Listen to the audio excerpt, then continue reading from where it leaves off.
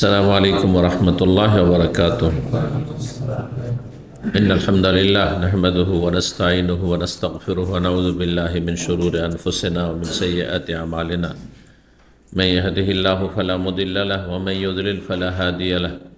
وأشهد أن لا إله إلا الله وحده لا شريك له وأشهد أن محمدا عبده ورسوله صلى الله تعالى عليه وعلى آله وصحبه وسلم تسليما كثيرا. أما بعد، فقد قال الإمام البخاري رحمه الله تعالى حدثنا محمد بن عرعرة قال حدثنا شعبة عن أبي بشر عن سعيد بن جبير عن ابن عباس رضي الله تعالى عنهما قال كان عمر بن الخطاب رضي الله عنه يدني ابن عباس فقال له عبد الرحمن بن عوف إن لنا أبناء مثله فقال إنه من حيث تعلم. فسأل عمر بن عباس رضي الله تعالى عنهما عن هذه الآية إذا جاء نصر الله والفتح فقال أجل رسول الله صلى الله عليه وسلم أعلمه إياه قال ما أعلم منها إلا ما تعلم.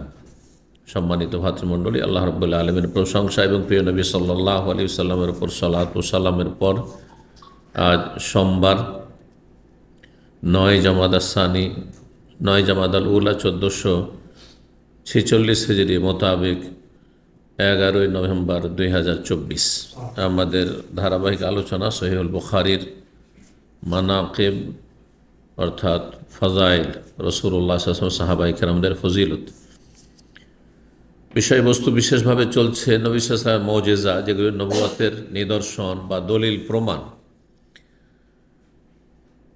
আমাদের আজকে এই মানাকিবের পর্ব নম্বর হবে 14, হাদিস নম্বর 3627 থেকে আমরা শুরু করব।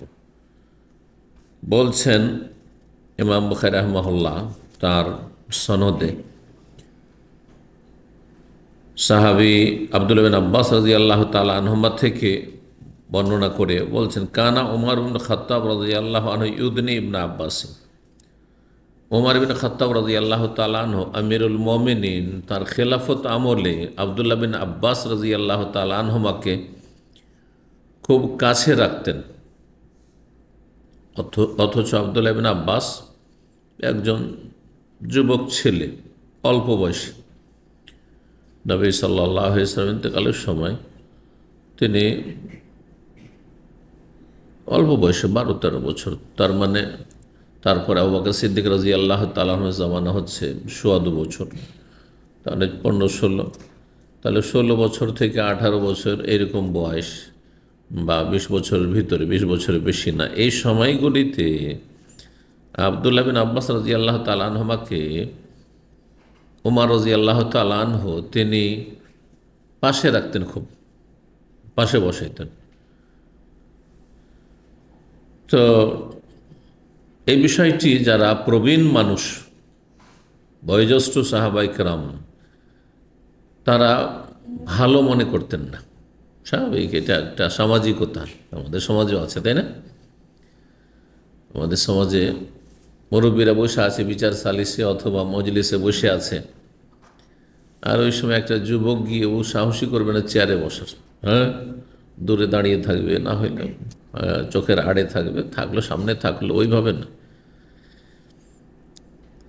আমার জীবনে একটু হাস্যকর কথা মনে পড়ে গেল। সেই জন্য গ্রামে বিচার সালিস হইতো, আর দেখতাম যে আমার দাদারা সব, আমার দাদা চাচাতো দাদা আর কি, ওরা সব বিচার টিচারে বসে আছে, আমার আব্বাও আছে, মানে মুরব্বীরা সব বসে আছে।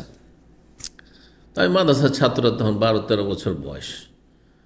তো সবাই দেখছি চেয়ারে বসে আছে, কেউ বেঞ্চে বসে আছে। চিন্তা করতাম যে আমাকে কি করে বসতে বলে না, আমাকে কেন কেউ বসতে বলে না? তা আমি কখন এই পর্যায়ে পৌঁছিব যখন আমাকে এইরকম জায়গায় চেয়ারে বসতে বলবে? তা আমার তখনকার শখ, বুঝতে পারছেন? তো বাচ্চাদের মনে যে কথাগুলি ঘুরে, তার এটা একটি আমার ব্যক্তিগত বিষয়। সুবহানাল্লাহ, অবস্থার পরিবর্তন। তো ইবনে আব্বাস রাদিয়াল্লাহু তাআলা আনহু অল্প বয়সী, তাকে পাশে বসাইতেন। এতে আব্দুর রহমান বিন আউফ রাদিয়াল্লাহু তাআলা বিশিষ্ট সাহাবী এবং 10 জন জান্নাতে সুসংবাদ প্রাপ্ত আশারা মুবাশশারা বিল জান্নাহ, তাদের অন্যতম। তিনি একদিন বললেন যেহেতু তিনি উপদেষ্টা, বিশিষ্ট সাহাবী, আর ওমর রাদিয়াল্লাহু উপদেষ্টা, তো তিনি বললেন যে ইন্না লানা আবনাআন মিসলাহু, আমাদের অনেকের ছেলে আছে, অনেক ছেলে আছে যারা এর বয়সী, তাহলে ছেলের বয়সী আমাদের, আর তাকে আমাদের পাশে, আপনার পাশে বসিয়ে দিচ্ছেন কেন? একে দূরে রাখা দরকার, দূরে রাখার প্রয়োজন, একে কাছে করার কি আছে?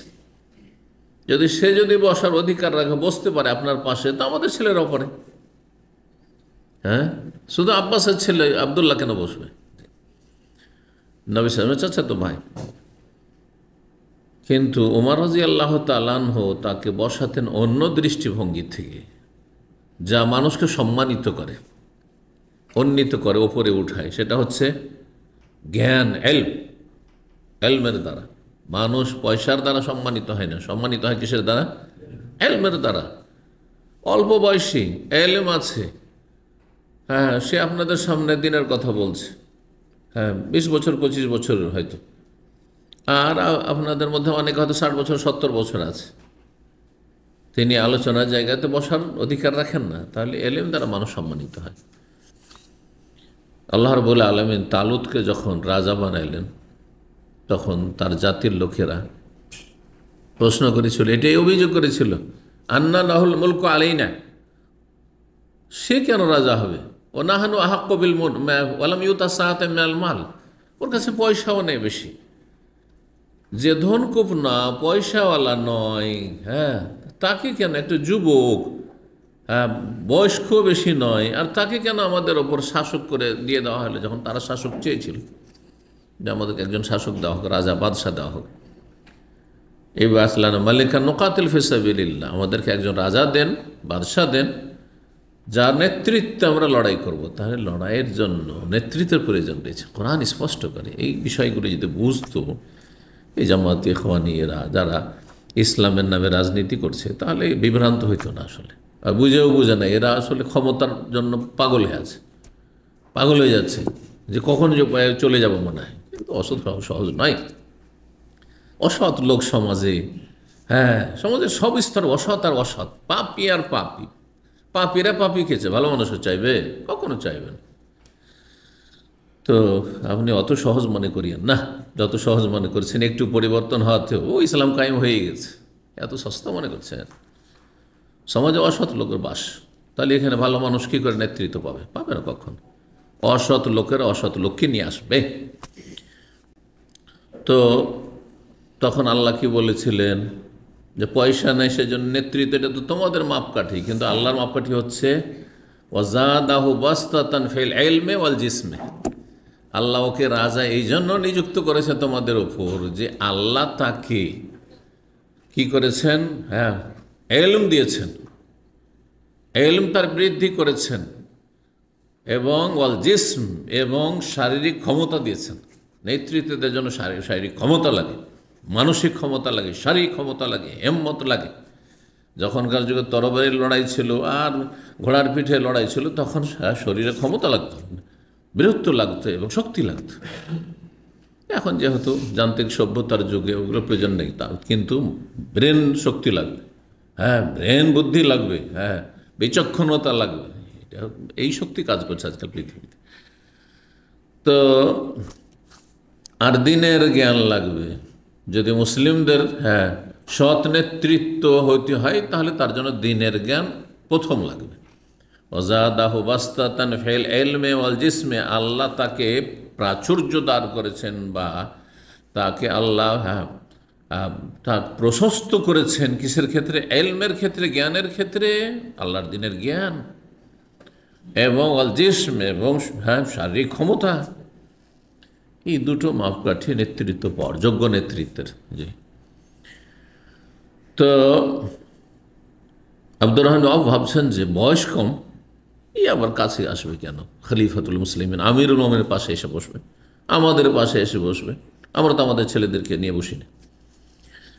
ফাকালা, তখন ওমর রাদিয়াল্লাহু বললেন, ইন্নাহু মিন হাইসু তা'লাম, দেখো আব্দুর রহমান, তুমি বিষয়টা জানো যে কেন ওকে আমি পাশে বসাচ্ছি, মানে তুমি এটা বুঝতে পারছো, উপলব্ধি করছো নিশ্চয়। ফাসাল ওমর ইবনে আব্বাস আন হাযিহিল আয়া, আব্দুল্লাহ ইবনে আব্বাস রাদিয়াল্লাহু তাআলা আনহুমা কি তার মর্যাদা সুস্পষ্ট করার জন্য, যাতে ফুটে ওঠে উপদেষ্টাদের সামনে, সভাসদদের সামনে, যারা আমিরুল মুমিনিনের সাথে পরামর্শদাতা হিসাবে ছিলেন, তাদের সামনে যাতে করে আমি কেন ওকে এই সম্মানটা দিচ্ছি বিষয়টা ফুটে ওঠে। একটি আয়াতের তাফসীর জিজ্ঞাসা করলেন, তাৎপর্য জিজ্ঞেস করলেন। আয়াতটি সবার মুখস্থ আছে আপনাদের। ইযা জা নাসরুল্লাহি ওয়াল ফাতহু, সূরা নাসর, যখন আল্লাহর সাহায্য এবং বিজয় চলে আসবে, সমাগত হবে, নেমে আসবে। ওরা আইতান নাস ইয়াদখুলুনা ফি দীনিল আফওয়াজা, আর মানুষকে দেখবে, মানব জাতিকে দলে দলে ইসলামে দীক্ষিত হচ্ছে, ইসলাম গ্রহণ করছে। ওই একজন দুইজন করে নয়, ভয়ে ভয়ে নয়, ইসলাম গ্রহণ করতে চায় না এমন নয়, দলে দলে আসছে, ঝাঁকে ঝাঁকার ইসলাম গ্রহণ করছে। এইরকম যখন অবস্থাটা দেখবে, যেটা এখন হয়ে ওঠেনি এই আয়াত নাযিল হওয়ার সময়, তখন ফাসাব্বিহ বিহামদি রাব্বিক, তোমার রবের প্রশংসার সাথে সাথে তসবিহ করো, সুবহানাল্লাহ ওয়া বিহামদিহি, সুবহানাল্লাহ, আলহামদুলিল্লাহ, বেশি বেশি করো, আখিরাতের সম্বল সঞ্চয় করো। ওয়াস্তাগফির, আল্লাহর কাছে ক্ষমাও চাও, ইস্তিগফার করো, যেটা আখিরাতের সম্বল। ইন্নাহু কানা তাওয়াবা, আল্লাহ তওবা গ্রহণকারী, তওবাকারীর তওবার মূল্যায়নকারী। বান্দা যখন তওবা করে সে তাওয়াব মানে হচ্ছে তওবাকারী, আর আল্লাহর নাম হচ্ছে তাওয়াব মানে তওবার মূল্যায়নকারী। আমরা ভুল স্বীকার করলে অনেক আমাদের মালিকরা রয়েছে, বসরা রয়েছে, ফোরম্যান, সুপারভাইজার, অনেকের আপনাদের রয়েছে, মূল্যায়ন করে না, যে আপনি যে নমনীয়, আপনি যে ভুলটা স্বীকার করে নিলেন, তারপরেও আপনার যথাযোগ্য মর্যাদা দেয় না। কিন্তু আল্লাহর কাছে তার মূল্য আছে। একজন নিজের ভুলের অনুভূতি আছে যে আল্লাহ, আমি পাপি তাপি, সবসময় ভুল হচ্ছে, তওবা ইস্তেগফার আল্লাহর কাছে করতে আছে, আরেকজন করেন না। আল্লাহ অবশ্যই মূল্যায়ন করেন যে লোক আল্লাহর কাছে ভুল স্বীকার করে। ইন্নাহু কানা তাওয়াবা। যাই হোক, সূরা তাফসীরি করে দিলাম, কিন্তু আসল তাৎপর্য কি? অন্যান্য সাহাবীরা যারা ছিলেন বিশিষ্ট সাহাবী, প্রবীণ সাহাবী, তারা সবাই বললেন যে এতে সুসংবাদ দেওয়া হয়েছে যে একসময় আল্লাহর সাহায্য নেমে আসবে, আল্লাহর বিজয় নেমে আসবে, আমরা বিজিত হব, জয়ী হব, আর কাফেররা পরাজিত হবে, দুশ্মনরা দুর্বল হবে, নির্মূল হবে, এইসব কথা বললেন। আসলে এর অতিরিক্ত কিছু রহস্য আছে এই সূরায়। সেটি হচ্ছে রাসূলুল্লাহ সাল্লাল্লাহু আলাইহি ওয়াসাল্লামের সময় ঘনিয়ে এসছে, দুনিয়ার বেশি দিন থাকবেন না। এবার বোঝা গেছে। ইবনে আব্বাস রাদিয়াল্লাহু তাআলা আনহুকে যখন জিজ্ঞাসা করল, ওমর তুমি বলো তো এই আয়াতের তাফসীর, তখন তিনি বললেন, আজাল রাসূলুল্লাহ সাল্লাল্লাহু আলাইহি ওয়াসাল্লাম আলামু ইয়া, রাসূলুল্লাহ সাল্লাল্লাহু আলাইহি ওয়াসাল্লামের মৃত্যুর সময় সম্পর্কে তাকে এই সূরায় জানিয়ে দেওয়া হয়েছে। কোথায় মৃত্যুর কথা আছে? আছে আল্লাহর সাহায্যের কথা আছে, বিজয়ের কথা আছে, আর তারপরে দলে দলে লোকেরা ইসলামে প্রবেশ করবে, এইসব কথা আছে। তখন তুমি তসবিহ করো, আল্লাহ প্রশংসা করো, গণগান করো, তওবা ইস্তিগফার করো, তাই না? কিন্তু রাসূলুল্লাহ সাল্লাল্লাহু আলাইহি ওয়াসাল্লামের ইন্তেকালের সময় কাছে এসছে এই সূরা নাযিল হওয়ার সময়, আল্লাহ জানিয়ে দিচ্ছেন ইশারা ইঙ্গিত নবী সাল্লাল্লাহু আলাইহি ওয়াসাল্লামকে। কীভাবে বুঝলেন আপনারা বলেন তো দেখি? কীভাবে ইবনে আব্বাস, এটা ছোট ছেলে, 16 বছর 18 বছরের ছেলে, কীভাবে এই তাৎপর্য বুঝে গেলেন? কিসের? না, মক্কা বিজয় মাধ্যমে ঠিক আছে, কিন্তু কিভাবে বুঝে নিলেন? নবী সাল্লাল্লাহু আলাইহি সাল্লামকে যেই কাজের জন্য পাঠানো হয়েছে সেটা হচ্ছে যে ইসলাম দিনে হক, সত্য দিন, এবং মুসলিম সত্য দিনের অনুসারী, এরা আল্লাহর কাছে সাহায্য প্রাপ্ত হবে, সাহায্য পাবে, এবং এরা বিজয়ী হবে। আর এটি হচ্ছে তোমাকে দুনিয়াতে রসুল করে পাঠাবার উদ্দেশ্য, হুয়াল্লাযী আরসালা রাসূলাহু বিল হুদা ওয়া দীনিল হাক্কি লিইয়ুযহিরাহু আলা দীনি কুল্লি, বিজয়ী করার জন্য। সুতরাং নবী সাল্লাল্লাহু আলাইহি ওয়াসাল্লামকে যে জন্য পাঠানো হয়েছিল দুনিয়াতে রসুল করে, সেটা কাজ হয়ে গেছে। কাজ যখন শেষ হয়ে গেছে, তাহলে তার বসে থাকার প্রয়োজন নেই। আপনি তো মুসাফির খানায় আছেন দুনিয়াতে। দুনিয়া তো আজকাল না আমরা কামড়ায় ধরে নিচ্ছি, মনে করছি দুনিয়া আমাদের আসল টার্গেট। না, মোটেই না। দুনিয়া আপনি যে কাজে এসছেন, কাজ শেষ। আল্লাহ বলছেন নবী সাল্লাল্লাহু আলাইহি ওয়াসাল্লামকে এখন আখেরাতে চিন্তা করুন, সুতরাং ফাসাব্বে তসবি করুন, এটা আখেরাতে কাজ আসবে। বেহামদে রব্বিকা আলহামদুলিল্লাহ বলুন, তো আল্লাহর প্রশংসা গুণগান করুন, হ্যাঁ, জিকির আজকার করুন, এইটা কাজে আসবে। ওয়াস্তাগফির, আল্লাহর কাছে আস্তাগফিরুল্লাহ পড়ুন, হ্যাঁ, ওয়াতুবু ইলাইহি পড়ুন, ইত্যাদি পড়ুন, জিকির আজকার এক কথায় করুন, এটা আখেরাতে সম্বল হবে। এখন আখেরাতের সময় ঘনিয়ে আসছে, বুঝা গেছে? জি, সুবহানাল্লাহ। তখন ওমর রাদিয়াল্লাহু বললেন যে মা আলামিনা, এই আয়াত সম্পর্কে আমি জানি না ইল্লা মা তা, অতটাই শুধু জানি যতটা তুমি জানো ইবনে আব্বাস, না তোমার চেয়ে বেশি আমার জানা নাই। তুমি যে তাফসীরটা করলে এতটুকু ওমর রাদিয়াল্লাহু বলছেন, আমিও সেটাই বুঝেছি, এর বেশি অতিরিক্ত আমার কাছে জ্ঞান নেই। এইভাবে অন্যান্য যে উপদেষ্টাগণ রয়েছেন সাহাবাইকে তাদেরকে বুঝিয়ে দিলেন, প্রবীণগণকে রাদিয়াল্লাহু তাআলা আনহুম, যে আমি ইবনে আব্বাস অল্প বয়সী, তারপর কেন পাশে তাকে আমি বসাই। জি, এটা মুজিজার যে অধ্যায়, তার সাথে কি সম্পর্ক? যেটা মুজিজা, নবী সাল্লাল্লাহু আলাইহি ওয়াসাল্লামকে জানিয়ে দেওয়া হয়েছে, ইন্তেকালের আগে জানিয়ে দেওয়া হয়েছে তোমার সময় কাছে চলে এসেছে, আমাদের কিন্তু জানা নেই। হয়তো সময় এখনই শেষ, কিন্তু আমাদের কিছুই জানার নেই, তাই না? কিছুই জানছেন না, কল্পনাও করতে পারেন যে এত তাড়াতাড়ি, আমার তো এখন বিয়ে হয়নি, আমার তো বয়স হয়নি, আমার তো অনেক আশা আকাঙ্ক্ষা আছে, এদিকে মালাকুল মত অত পেতে বসে আছে, আর সময় হয়ে গেছে, রাস্তা পেয়ে গেছেন না, ব্যাস শেষ। আল্লাহু আকবার। 3628 নম্বর হাদিস, ইবনে আব্বাস রাদিয়াল্লাহু তাআলা আনহু বর্ণনা করেছেন, খারাজা রাসূলুল্লাহ ফি মারাদিহিল্লাযী মাতা ফিহি বিমিলহাফাতিন, রাসূলুল্লাহ সাল্লাল্লাহু আলাইহি ওয়াসাল্লাম সেই অসুস্থ অবস্থায় তিনি বাসা থেকে বেরোলেন, যাতে তিনি ইন্তেকাল করেছিলেন, মানে শেষ অসুস্থতায়। ফি মিলহাফাতিন, একটি চাদর জড়িয়ে শরীরে, মানুষের জ্বর ঠান্ডা থাকে তখন চাদর পরে থাকে, চাদর পরেছিলেন। ওয়াকাদ আসসাবাবে এসাবাতিন দাসমা, আর তার মাথায় একটি কালো পট্টি বেঁধেছিলেন। এসাবাতুন পট্টিকে বলা হয়, আর দসমা হচ্ছে সৌদা, কালো কালো পট্টি। মাথায় ব্যথা করলে হয় মাথা টিপে মানুষ, আর না হলে মাথা বেঁধে রাখে। তো নবী সাল্লাল্লাহু আলাইহি সাল্লামের মাথা বাঁধা ছিল এই কালো পট্টি দ্বারা। হাত্তা জালাসা আলাল মেম্বার, মেম্বারে এসে বসলেন। ফাহামেদ আল্লাহ তাআলা, মহান আল্লাহর প্রশংসা করলেন। ও আসনা আলে, গুণগান পেশ করলেন, যা ভাষণের শুরুতে নবী সাল্লাল্লাহু আলাইহি ওয়াসাল্লাম করতেন। সুম্মা কাল, তারপর আম্মা বাদ, অতঃপর, আল্লাহর প্রশংসা গুণগানের পর, ফাইন্নান নাসা ইয়াকসুরুন, শোনো, লোকদের সংখ্যা বৃদ্ধি পাবে, ওয়াকিল্লুল আনসার, কিন্তু আনসারীদের সংখ্যা কমতে থাকবে। ভবিষ্যৎবাণী এটি, একটা সময় আসছে আগামী দিনে যে জনসংখ্যা বাড়তে থাকবে, মুহাজিরিনদের সংখ্যা বাড়বে, অন্যান্য যারা নিউ মুসলিম তাদের সংখ্যা বাড়বে, অন্যান্য বংশের, কিন্তু আনসারি যারা, যারা ইসলামের সাহায্যে বড় অবদান রেখেছে, যাদের নামই আল্লাহ আনসার দিয়েছেন, আশ্রয় দিয়েছেন, তারা মক্কা থেকে বা যেখান থেকে যারা হিজরত করেছে তাদেরকে, তাদের সংখ্যা কমে আসবে। হাত্তা ইয়াকুন ফিন্নাস বিমানজিলাতিল মাই, এমন তাদের সংখ্যায় স্বল্পতা আসবে যে মানুষের মাঝে তারা খাবারে লবণের মতো হয়ে যাবে। যেমন খাবারে লবণ কতটা থাকে, হ্যাঁ, যদি আপনি 1 কিলো গোস্ত পাক করেন তো লবণ কতটুকু থাকবে? 100 গ্রাম, 50 গ্রাম দেওয়া যাবে, 25 গ্রাম তাও মুশকিল আছে, 10 গ্রামও দেওয়া যাবে না হয়তো, তাই না?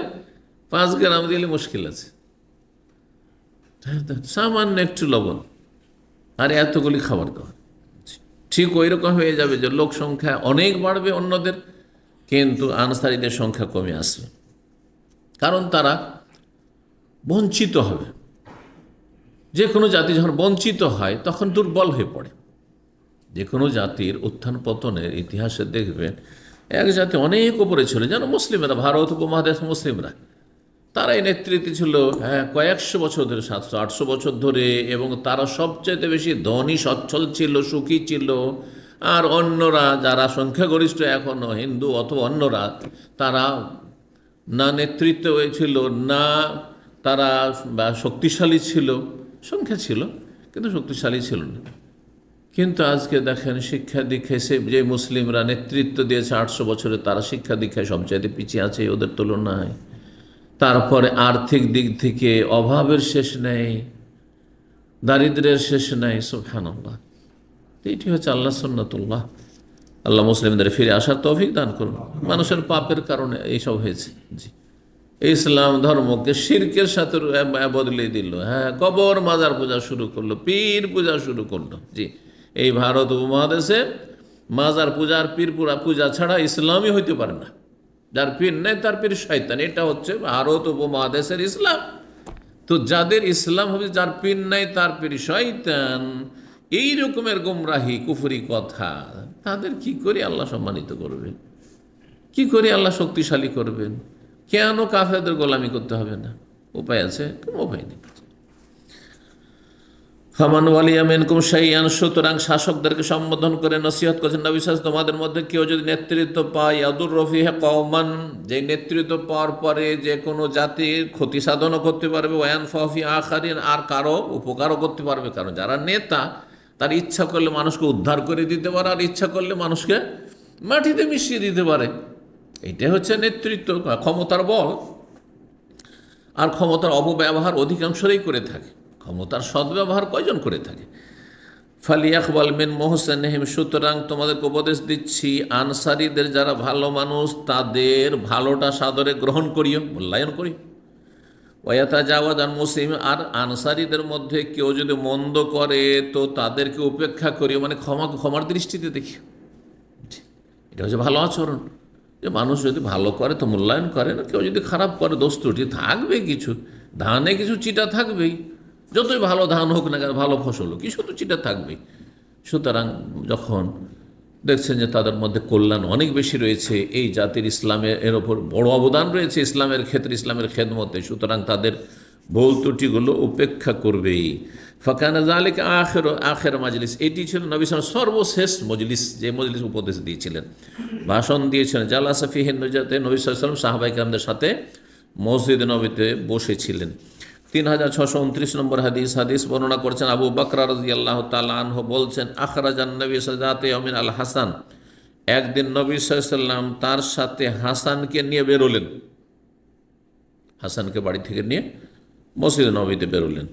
ফাসায়েদা বিহিল মেম্বার, তাকে নিয়ে মেম্বারে চাপলেন, মেম্বারে উঠলেন। নবী সাল্লাল্লাহু মেম্বারে কেন বসতেন বা দাঁড়াতেন? ভাষণ দেওয়ার জন্য। আর ভাষণের নামই খুতবা, খুতবা মানে আরবিতে হইতে হবে, আর ভাষণ মানে বাংলাতে হইতে হবে। এগুলো তো আমাদের দেশীয় কথা, বেদাতি কথা।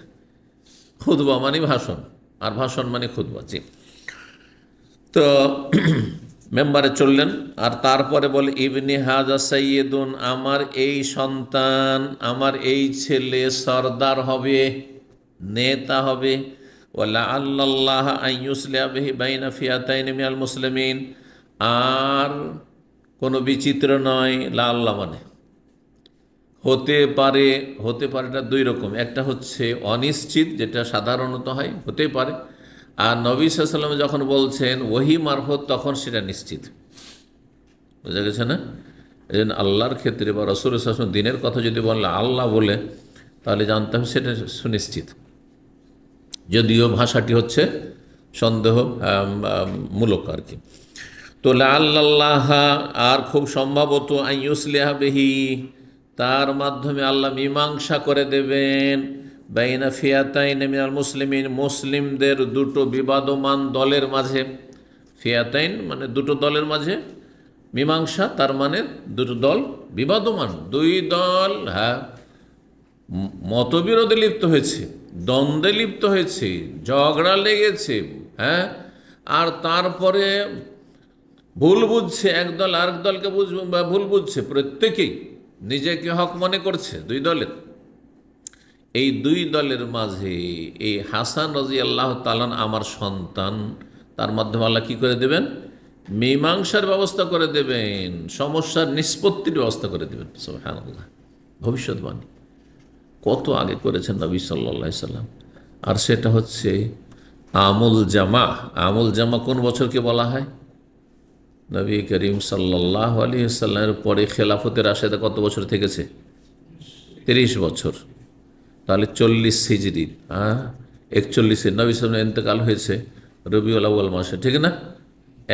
একাদশ হিজরি। তো 11 হিজরি থেকে শুরু করে 30 বছর, কত?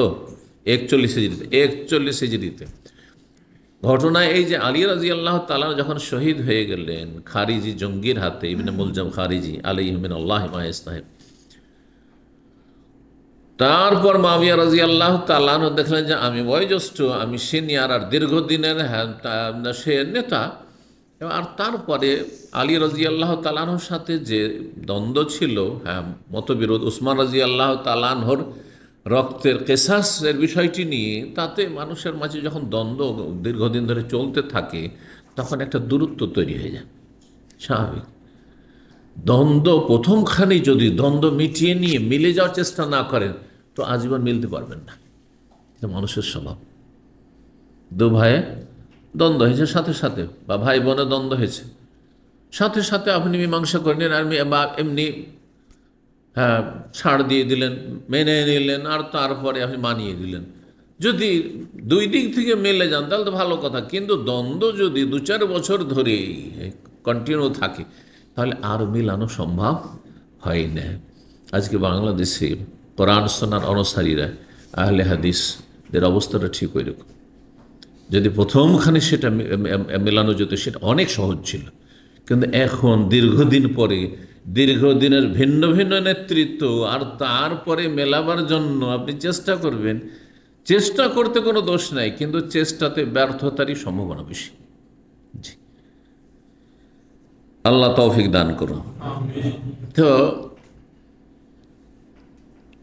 মুআবিয়া রাদিয়াল্লাহু তাআলা আনহু যখন দেখলেন যে আলী রাদিয়াল্লাহু তাআলা আনহু দুনিয়া থেকে চলে গেলেন, এখন আমার চাইতে সিনিয়র নেতা তার কেউ নেই, সুতরাং এখন খলিফা হওয়ার হকদার আমি। কিন্তু মুসলিমরা খলিফা বানিয়েছেন কাকে? হাসান রাদিয়াল্লাহু তাআলা আনহুকে।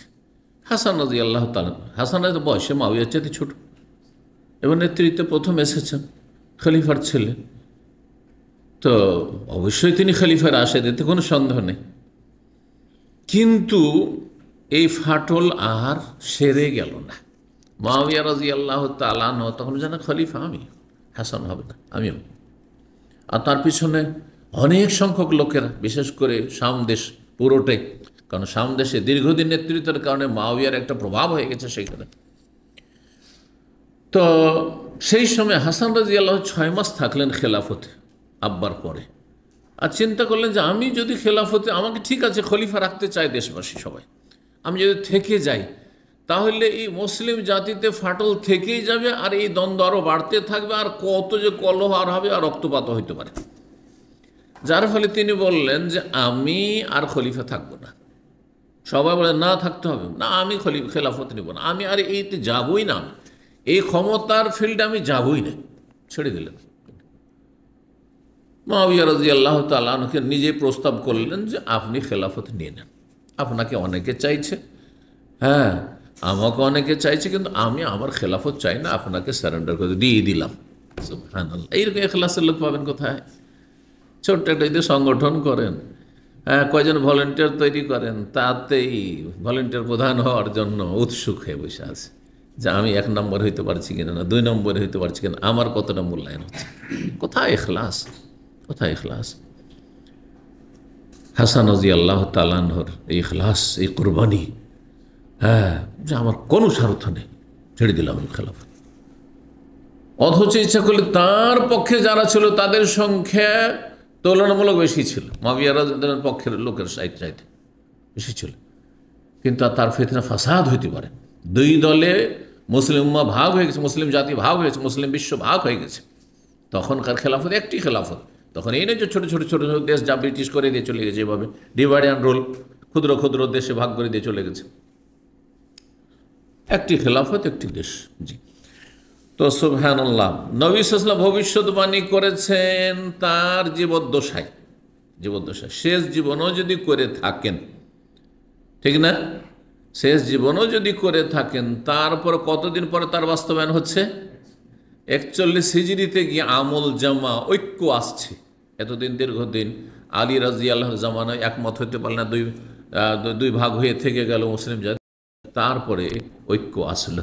আর তারপরে দীর্ঘ 20 বছর খলিফা থাকলেন মুআবিয়া রাদিয়াল্লাহু তাআলা আনহু বড় কৌশলের সাথে, বড় হেকমতের সাথে বড় শান্তি প্রতিষ্ঠা হলো, আর ইসলামের অনেক খেদমত হয়েছে, অনেক জিহাদ হয়েছে, বিজয় হাসিল করেছে মুসলিমরা। জি, ইউরোপের বর্ডার পর্যন্ত ইসলাম পৌঁছেছে সেই যুগে। তো যাই হোক, নবী সাল্লাল্লাহু আলাইহি ওয়াসাল্লাম ভবিষ্যৎবাণী করছে, আমার এই ছেলে নেতা, সর্দার, হ্যাঁ, দুনিয়ার নেতা, আখেরাতের নেতা। আসল নেতা হচ্ছে জান্নাতের নেতা, সৈয়দুশ শাবাব আহলিল জান্নাহ, জান্নাতের যুবকদের, হ্যাঁ, তিনি সর্দার হবেন, নেতা হবেন। জি, এবং তার মাধ্যমে আল্লাহ বিবাদমান দুই, হ্যাঁ, বিশাল বড় দুটো মুসলিম দল যা আপসে যুদ্ধে লিপ্ত, দ্বন্দ্বে লিপ্ত, তাদের মাঝে মীমাংসা করে দেবেন। তাহলে মীমাংসার জন্য কেউ যদি উদ্যোগ নিতে পারে, কারো যদি ভূমিকা থাকে, তো এটা অত্যন্ত প্রশংসনীয়।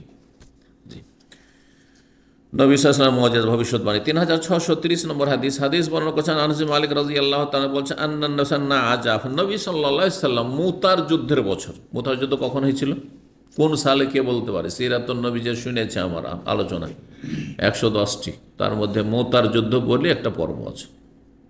কেউ বলতে পারলে হাত তুলবে। হ্যাঁ, অষ্টম হিজরিতে। জি, তো মুতার যুদ্ধে নবী সাল্লাল্লাহু আলাইহি ওয়াসাল্লাম সাহাবায়ে কেরামদেরকে নেতৃত্ব দিয়ে পাঠিয়েছিলেন, আর ব্যতিক্রম নেতৃত্বের পদ্ধতিটা ছিল, নিজে যাননি নবী সাল্লাল্লাহু আলাইহি ওয়াসাল্লাম। এই জন্য মুতার যুদ্ধকে সারিয়াও বলা হয়, আর গাজওয়া বলা হয়, কারণ সংখ্যা বেশি ছিল সেজন্য গাজওয়া বলা হয়। এই মুতার যুদ্ধ হয়েছিল বর্তমান জর্ডনে, বর্তমান যে জর্ডন এলাকায়, খ্রিস্টানদের বিরুদ্ধে। এক তো এই যুদ্ধ ছিল কাদের বিরুদ্ধে? খ্রিস্টানদের বিরুদ্ধে। অন্যান্য যুদ্ধগুলো ছিল মুশরিক পৌত্তলিকদের বিরুদ্ধে আর আরব দেশে, কিন্তু এটি ছিল খ্রিস্টানদের বিরুদ্ধে। 2 নম্বর, নবী সাল্লাল্লাহু আলাইহি ওয়াসাল্লাম নিজে যাননি, আর একজনকে কমান্ডার করে শুধু নিযুক্ত করেননি, বরং সিরিয়াল তৈরি করেছিলেন যে প্রথম, হ্যাঁ, কমান্ডার, প্রধান সেনাপ্রধান হবে জাফর, আর জাফর যদি শহীদ হয়ে যান, মারা যান, তাহলে হবে যায়েদ, হ্যাঁ, আর যায়েদ যদি মারা যায় তাহলে আব্দুল্লাহ বিন রাওয়াহা। 3 জনের নাম নির্দিষ্ট করে দিয়েছিলেন, 3 জনই পরপর শহীদ হয়ে গেলেন।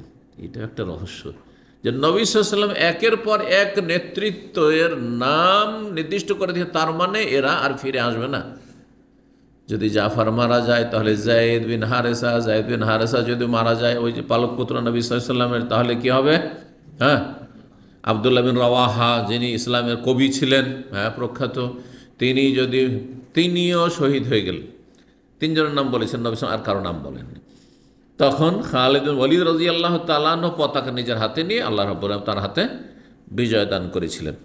তো নবী করিম সাল্লাল্লাহু আলাইহি ওয়াসাল্লাম মসজিদ নববীতে বসে আছেন, আর সাহাবায়ে কেরামগণ চারপাশে বসে আছেন, আর মুতার যুদ্ধ সেখানে চলছে। সব কিছু তাকে জানানো হচ্ছে, আল্লাহ জানিয়ে দিচ্ছেন, আর তিনি সব খবর দিচ্ছেন।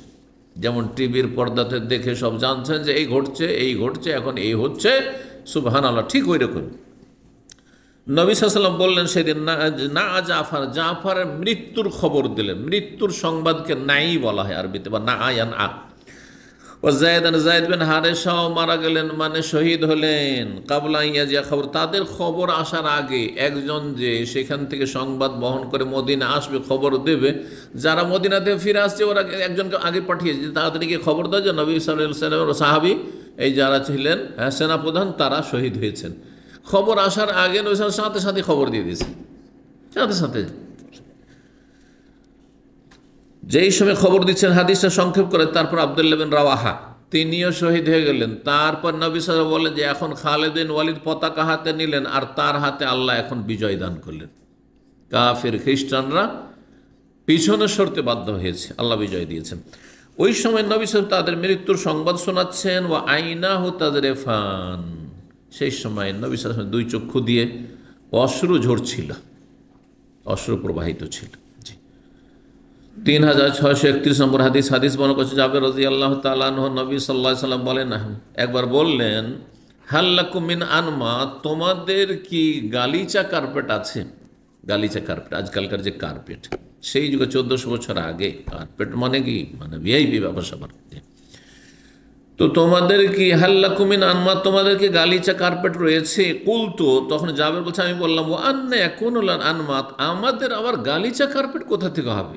আমাদের পেটে খাবার জুটে না, অভাবের শেষ নেই, আর এই অবস্থায় গালিচা কার্পেট কোথা থেকে পাবো? কালা, তখন নবী বলেন, আমা শুনে রাখো, ওয়া ইন্নাহা সাতাকুনু লাকুমুল আনমাত, শীঘ্রই তোমাদের নসিবে আসবে গালিচা কার্পেট। শীঘ্রই তোমাদের জন্য বাড়িতে বাড়িতে কি হবে? গালিচা কার্পেটের ব্যবস্থা হবে। মানে এত সচ্ছলতা আসবে, মানুষের কাছে টাকা পয়সা হবে যে নিজের বাড়িতে গালিচা কার্পেট বিছাবে। তো তোমাদের মধ্যে অনেকেই যারা কিছুদিন আর দুনিয়াতে থাকবে। আর সত্যি সচ্ছলতা আসলো ওমর রাদিয়াল্লাহু তাআলা আমলে, তারপর সচ্ছলতা উসমান রাদিয়াল্লাহু জামানে যথেষ্ট চলে আসলো, তারপরে আরও বেশি সচ্ছলতা বাড়লো। দীর্ঘ 20 বছর মুআবিয়া রাদিয়াল্লাহু জামানে মুসলিমরা আরও সচ্ছল হয়ে গেলেন। জি, যখনই দেশে স্থিতিশীলতা থাকবে তখন দেশ সুখী হবে, দেশের লোকেরাও সুখী হবে। এটা স্বাভাবিক বিষয়, তাই না? কিন্তু দেশে যদি অশান্তি থাকে কখনো সেখানে সুখ শান্তি হবে না। আর্থিক দিক থেকেও নয়, আর সামাজিক দিক থেকেও নয়, আর কোনো দিক থেকে, নিরাপত্তার দিক থেকেও নয়। আল্লাহ হেফাজত করুন। তো নবী সাহেব ভবিষ্যৎবাণী করলেন যে তোমাদের শীঘ্রই কি হবে? গালিচা কার্পেট হবে। ফানা আকুলু লাহা ইয়ানি ইমরাতাহু আখিরি আন্না আনমাতকে। নবী সাহেব যেহেতু বলেছেন যে তো একটা সময় আসবে তোমাদের বাড়িতে বাড়িতে গালিচা কার্পেট হবে। জাবের রাদিয়াল্লাহু যুবক সাহাবী ছিলেন নবী সাহেব জীবদ্দশায়। জাবের ঘটনা শুনেছি, তার আব্বা যখন ওহুদে যুদ্ধে শহীদ হয় তখন তার বয়স 14-15 বছর। আর 9 বোনের দেখাশোনার জন্য রাতের উপদেশ দিয়ে গেলেন। এই জাবের দীর্ঘদিন তারপরে ছিলেন দুনিয়াতে। তার বাড়িতে গালিচা কার্পেট, তার স্ত্রী নিয়ে এসছে বাবার বাড়ি থেকে, হয়তো ব্যবস্থা হয়েছে, পয়সা হয়েছে। তখন বলছে ফানা আকুল লাহা, আমি আমার স্ত্রীকে বললাম, ইয়ান ইমরাত, অর্থাৎ লাহা মানে ইমরাত, স্ত্রীকে বললাম, আখেরি আন্না আনমা থেকে তোমার গালিচা কার্পেটটি আমার সামনে থেকে সরিয়ে দাও। গালিচা কার্পেট আমি ব্যবহার করব না, আমি চাই না ব্যবহার করতে, কারণ এতে বিলাসিতা চলে আসবে। হ্যাঁ, আমি চাই না ও বিলাসিতার জীবন।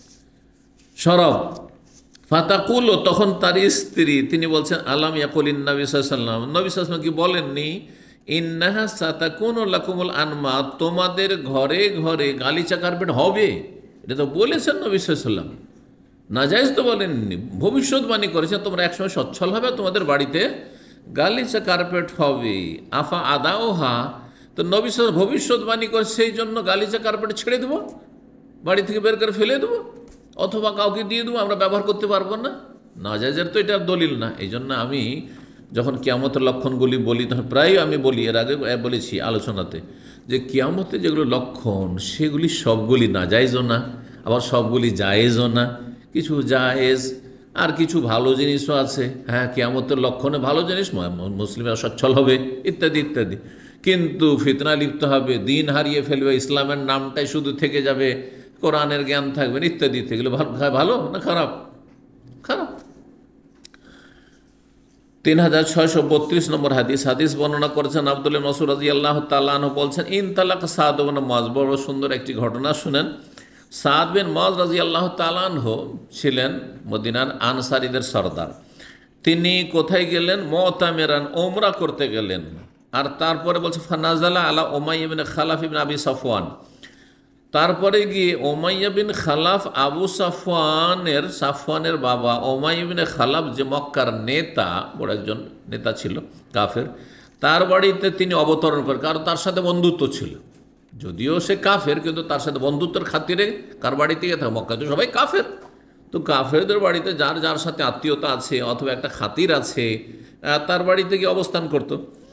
তো ওমরায় গিয়ে সাদ বিন মুআয রাদিয়াল্লাহু তাআলা আনহু তার বাড়িতে অবতরণ করলেন। ওয়াকানা উমাইয়া ইযান তালা ইলা শাম, উমাইয়াও ঠিক ওই রকমই এই সুযোগ নিত, যখন শাম দেশে ব্যবসা বাণিজ্যের জন্য যেত, তো মদিনার পথ হয়ে যেত, তো মদিনায় যখন অবতরণ করত তখন এই সাদ বিন মুআয আনসারীদের যে সর্দার নেতা তার বাড়িতে অবস্থান করত।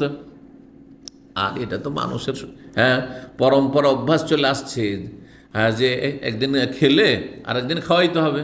হ্যাঁ, কারো ঘরে যদি আপনাকে খাতির পেতে হয়, আপ্যায়ন পেতে হয়, তাহলে আপনাকে আপ্যায়ন করতে হবে। আর এটাই করে মানুষ, বেশিরভাগ লোকেরা, যে যার কাছে খেতে পায় তাকে খাওয়ায়।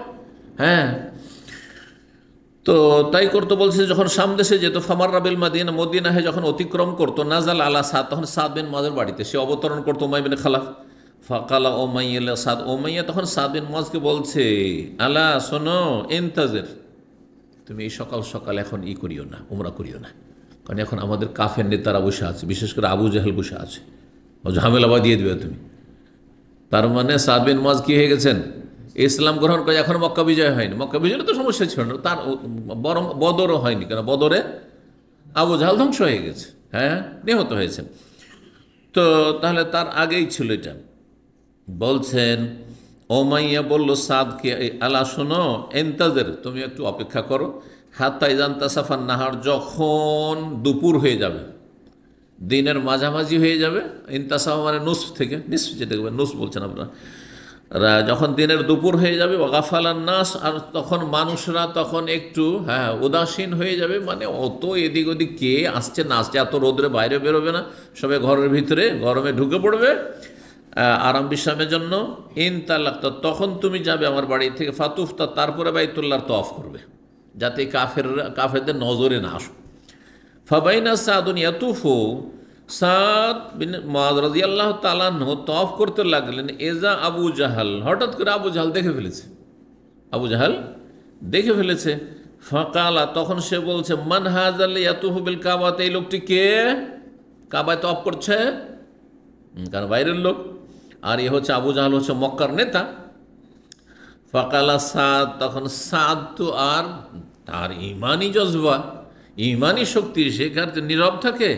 আনা সাদ, আমি সাদ বিন মুআয, সাদ, মদিনা থেকে এসেছি। ফাকাল আবু জাহাল, আবু জাহাল তখন বলে উঠলো, তাতুফু বিল কাবাতে আমিনান, তুমি কাবায় নিরাপদ তুমি তওয়াফ করছো, এই সাহস করেছো। ওয়াকাদ আওয়াইতু মুহাম্মাদান ওয়া আসহাব, অথচ তোমরা মুহাম্মদ এবং তার সাথী সঙ্গীদেরকে মদিনায় আশ্রয় দিয়েছো, এই অপরাধ করেছো, হ্যাঁ, তার কাছে সেটি অপরাধ। জি। ফাকাল নাম, হ্যাঁ, সাদ বলছে, হ্যাঁ আশ্রয় দিয়েছি, তাতে কি হলো, কি করবে তুমি? ফাতালাহায়া বাইনাহুমা, আপোষে দুইজনের ঝগড়া, তর্ক বিতর্ক শুরু হয়ে গেল। তালাহা মানে হচ্ছে ঝগড়া করা, আপোষে ঝগড়া শুরু হয়ে গেল, তর্ক বিতর্ক শুরু হয়ে গেল, বাক বিতণ্ডা। ফাকালা ওমাইয়া লে সাদ, তখন ওমাইয়া কিন্তু আছে, কাছে আছে, যেহেতু তার মেহমান। ওমাইয়া সাদ বলছে, লা তারফা সাওতাকা আল আবিল হাকাম, তুমি উচ্চস্বরে জোরে কথা বলিও না, এই আবুল হাকাম, এই যত বিচার সালিশ হয় সব এই করে। ওই জন্য কুনিয়াত কী ছিল আবু জাহালের? আবু জাহালের একটি কুনিয়ত হচ্ছে অজ্ঞতার বাবা, আবু জাহাল। এটা মুসলিমদের পক্ষ থেকে আবু জাহাল এই কুনিয়ত পেয়েছে, আর মক্কার কাফেররা তাকে কি দিয়েছিল? আবুল হাকাম, মানে বিচারের বাবা, বিচার সালিসের বাবা। আর এটা হচ্ছে মাপকাঠি, কুফরি শক্তি, তাদের যে বড় বড় প্রাইজগুলো কাকে দেয়? ইসলামের খেদমতে। আর খালেস মুসলিমকে অনেকে ভাবে যে এই প্রাইজ পেয়েছে তার মানে আমাদের গর্ব, আসলে এগুলো কিছু না। প্রাইজটা যে কোথা থেকে আসে আর কিসের মাপকাঠিতে আসে, এগুলো বোঝারও একটা ক্ষমতা থাকতে হবে। তো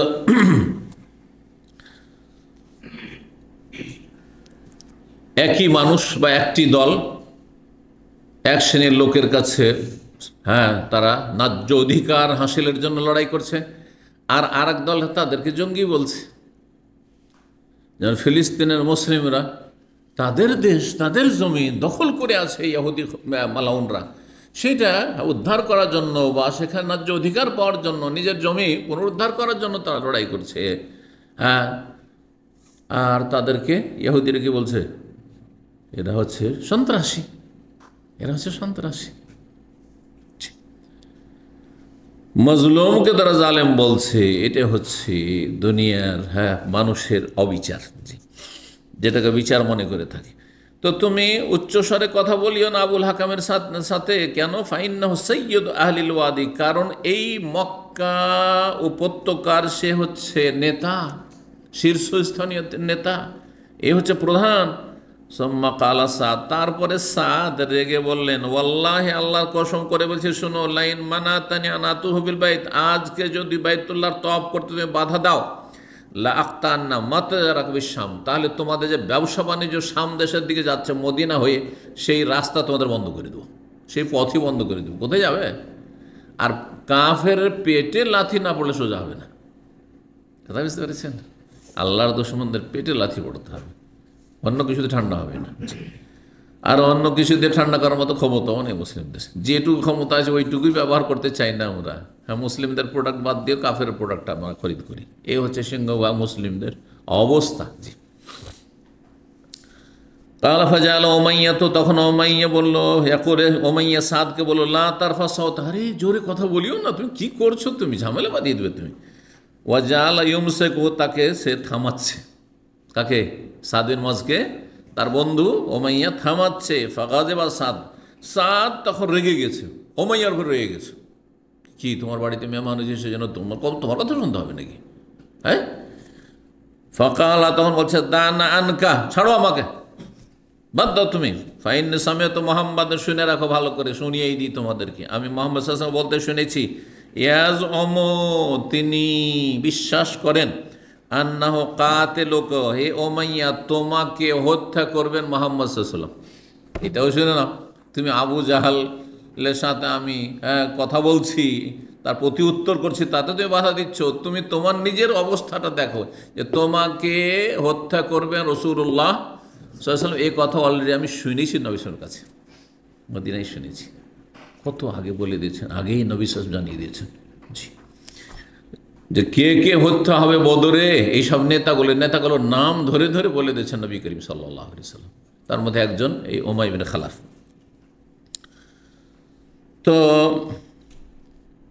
কাল, তখন উমাইয়া অবাক হয়ে বলছে, ইয়া আমাকে হত্যা করবে মোহাম্মদ? কল্পনা করতে পারেন না, কারণ তখন যে কাফেরদের দাপট মক্কায়, আর মুসলিমরা দুর্বল। জি। কাল নাম, হ্যাঁ, কাল আল্লাহে, আল্লাহর কসম করে বলছি, কিন্তু কাফেরদের বিশ্বাস ছিল যে মোহাম্মদ যদি একটি কথা বলে তাহলে ওইটা না হবে না, যেটা বলবে সেটা হবেই।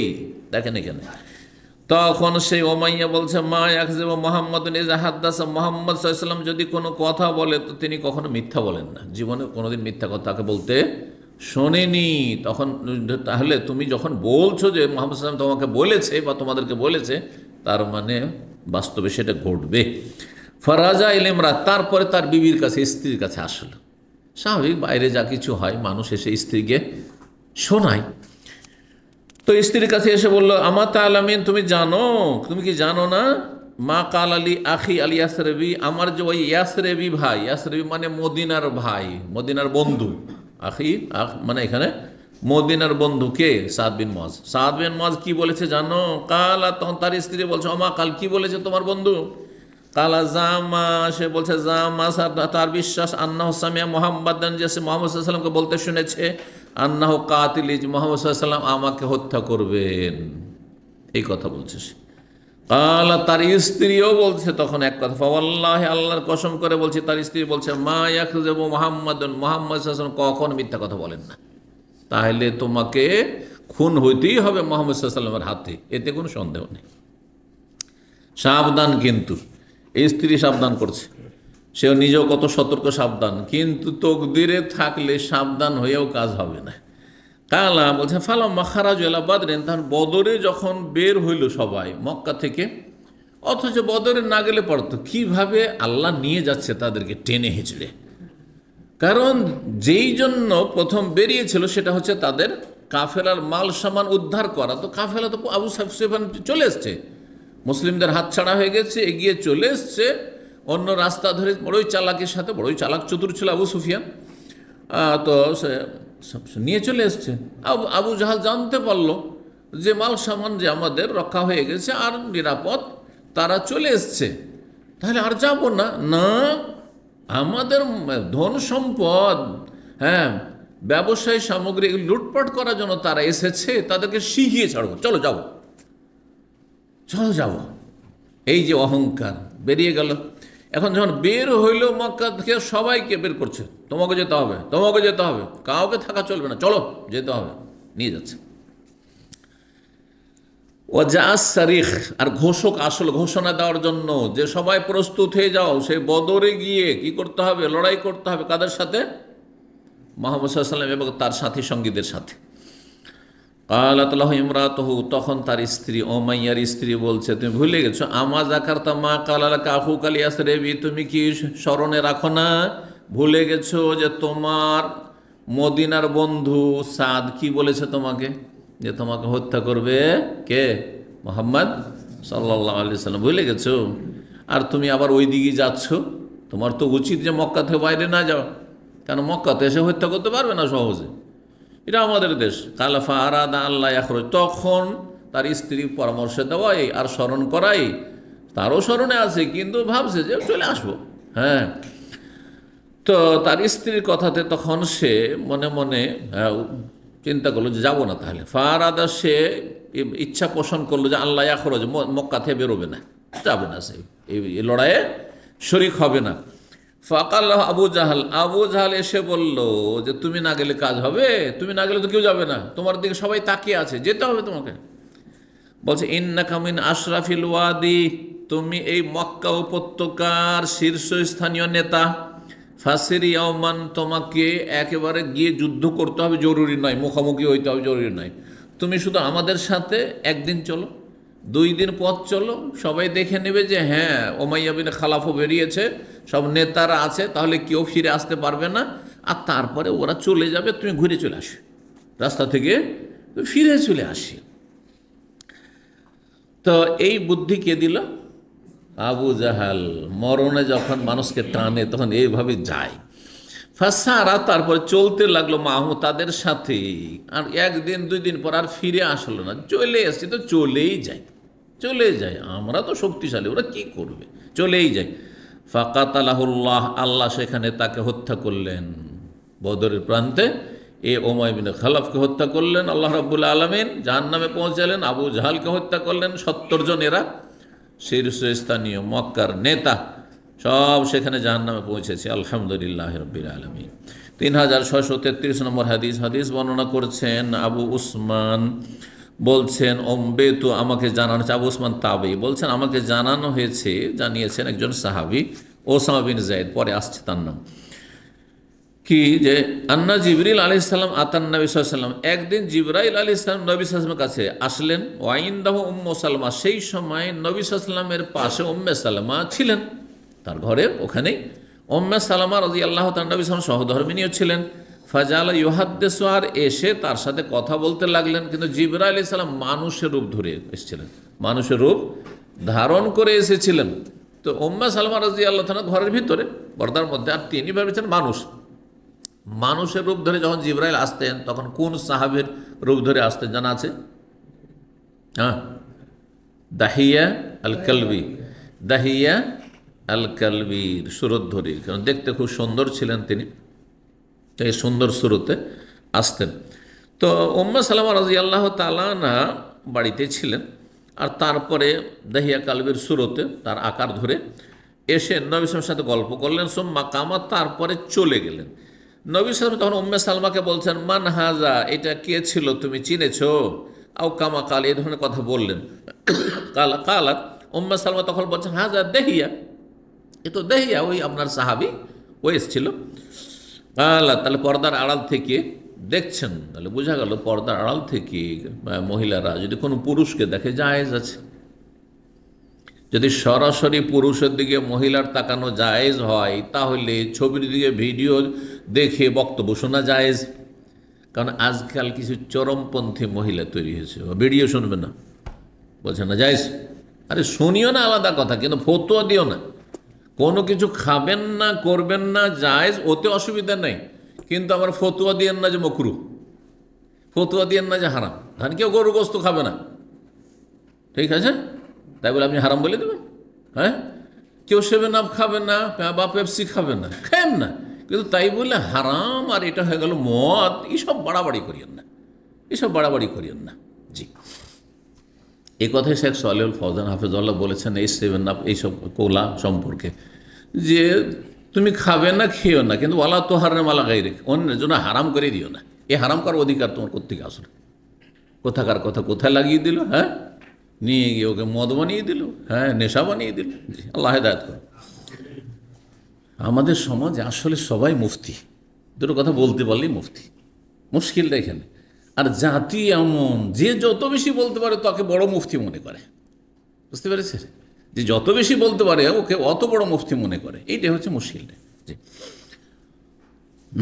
কিছু ভক্তকুল তৈরি করতে পারলেই হয়ে গেল কাজ, আপনার ফতুয়া তখন মার্কেটে একদম ভালো, হ্যাঁ মার্কেট পাবে। জি। তো এ হচ্ছে দাহিয়া। কালা তোমরা বলছে এই মোল্লাহ, আল্লাহর কসম করে বলছে মাহাসেবতু ইল্লা ইয়া, আমি তো তাকে দাহিয়াই ধারণা করেছি, দাহিয়া ছাড়া আর কেউ না। ওই সাহাবী এসছে, হাত্তা সামেত খুতবাতা, তারপরে নবী করিম সাল্লাল্লাহু আলাইহি সাল্লাম তারপরে খুতবা, ভাষণে বা খুতবাতে দাঁড়িয়েছেন। আর তারপরে বলছেন সেই ভাষণে যে জিবরাইল আলাইহিস সালাম একটু আগে এসেছেন, আমার সাথে দেখা করে গেলেন। তখন বুঝতে পারলাম যে ওইটা দেহিয়া ছিল না, কে ছিল? জিবরাইল ছিল। জি। ইউখবির আন জিবরিল, জিবরিল আলাইহিস সালাম সম্পর্কে জানাচ্ছেন নবী করিম সাল্লাল্লাহু আলাইহি ওয়াসাল্লাম খুতবায়, ও কামা কাল কাল ফাকুলতু লিআবি উসমান। আবু উসমানের ছাত্র এখানে রয়েছেন এই মুতামেরের পিতা, মুতামের বিন সুলাইমান। তো মুতামের পিতা সুলাইমান ছিলেন। সে বলছেন যে আপনি কার কাছ থেকে শুনেছেন এটি? মিম্মান সামে তাহাজা কালামিন ওসামা বিন যায়েদ, আমি ওসামা বিন যায়েদ রাদিয়াল্লাহু তাআলা আনহু থেকে শুনেছি হাদিসটি। জি। তাহলে এখানে নবী সাল্লাল্লাহু মুজিজা কি দেখা গেল? হ্যাঁ, কি মুজিজা বলেন, কি মুজিজা? নবী করিম সাল্লাল্লাহু আলাইহি ওয়াসাল্লামের কাছে জিবরাইল আলাইহিস সালাম এসেছেন। হ্যাঁ, জিবরাইল আলাইহিস সালাম এসেছেন। এটি নবুয়তের নিদর্শন, নবুয়তের নিদর্শন যে ফেরেশতা নবীর কাছে আসে, রসুলের কাছে, অন্য কারো কাছে আসেন না। আমার কাছে, আমার কাছে ফেরেশতা আসবে না। কেউ যদি দাবি করে যে আমার কাছে ফেরেশতা আসে, তাহলে তাকে নিয়ে শয়তান খেলা করছে। কারণ এটা হয় আমাদের সমাজে, আমাদের এলাকায়। আমার দূরের চাস্তো চাচা, তার শাশুড়ি, সে পাক্কা বেরেলভি মাজার পূজারি ছিল। যেমন বাংলাদেশে 18 মাইজ ভান্ডারি আছে কি না, ওই টাইপের, বাদে ওই টাইপের। তো যেহেতু আমার চাচাটা আবার আহলে হাদিস বংশের, বিয়ে করেছে ওই বেরেলভি বংশের, আমাদের সমাজে অত তমিজ টমিজ নেই। একটু ভালো সুন্দরী পেলে এবার পয়সা টয়সা থাকলেই বিয়ে করে ফেললে, এরকম করছে। তো যাই হোক, তো সে, আমি সম্ভবত তখন মদিনা আসিনি অথবা এসেছিলাম, মদিনার ছাত্র, ঠিক মনে পড়ছে না, কিন্তু মদিনা থেকে ফাঁস করিনি তখন। তো গেলাম বাড়িতে, তো চাচা আবার মিলিটারিতে চাকরি করতো। ওই চাচা রাহিমাহুল্লাহ মারা গেছে। শ্রীলঙ্কার সাথে ওই যে এলটিটিদের সাথে যুদ্ধ চলতো না, তামিল টাইগারদের সাথে, ওই সময় মারা গেছে। আল্লাহ রহম করেন, নামাজি মানুষ ছিল, অল্প বয়সে একটি শুধু মেয়ে ছিল, মারা গেছে। তো সে বলল যে আমার শাশুড়ি তো একবারে শিরক কুফরি করে, আল্লাহ ছাড়া অন্যকে স্পষ্ট ডাকে, গায়রুল্লাহকে ডাকে, বাবাদেরকে ডাকে। তো বাবা তুমি তো আলেম হয়েছো, তো আমাদের বংশে তো একটু আমার সাথে যেতে হবে। তো আমাদের বাড়ি থেকে প্রায় 30 কিলোমিটার দূরে, সেখানে নিয়ে গেল, তার বাড়িতে রাত থাকলাম। আর তারপরে যখন বুঝাবার জন্য, নানি আমার হচ্ছে সম্পর্কে, তো নানি বুড়ি মানুষ, তাকে বুঝাবার জন্য সামনে এসে যে বসলো, খাওয়া দাওয়া তো খুব সুন্দরই খাওয়াইলো, যেহেতু আত্মীয়তা, হ্যাঁ চাচার শাশুড়ি। কিন্তু তারপরে বলছে যে তুমি কি বুঝাবে ভাই, তোমার টুপিটা তো ছোট, আমার আমার ওস্তাদ আছে বড় বড় টুপিওয়ালা, বেরেলি বেদের দেখেছেন টুপিগুলো, দেখেন না? হ্যাঁ দেখেন না, যত বেদ আছে তত বড় টুপি পাবেন। কিন্তু এই যে উঁচা উঁচা টুপি, তার মানে তাতে কিছু নেই, ওইটাই তার সার। বোঝা গেছে? যেই মেঘ থেকে বর্ষা বৃষ্টি হয় না, পানি নামে না, তার তর্জন গর্জনটাই সার। ঠিক তেমনি যত বড় টুপি দেখবেন, তার মানে এলেম কম আছে, তত এলেম কম আছে। আর আহলে হাদিসরা আমরা ওই নেটওয়ালা টুপি ব্যবহার করি, ওই ছাত্র যেমন এই নেটওয়ালা টুপি আরব দেশের ব্যবহার করি। তো এই টুপি দিয়ে তুমি আমার ওই ওস্তাদদের তুমি সাথে পাল্লা দেবে? আমার বড় বড় টুপিওয়ালা আমার হুজুর আছে।